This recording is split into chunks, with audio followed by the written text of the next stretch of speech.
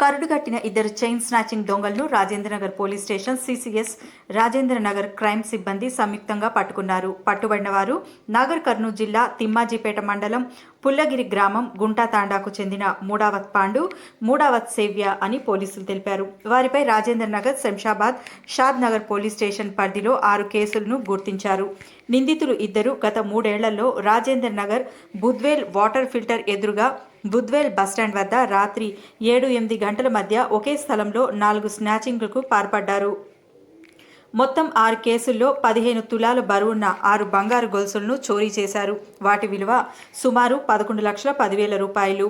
ఈరోజు విశ్వసనీయ సమాచారం మేరకు నిందితులను వారి స్వస్థలం వద్ద పట్టుకొని విచారించగా వారు ఈ నేరం చేసినట్లు ఒప్పుకున్నారు.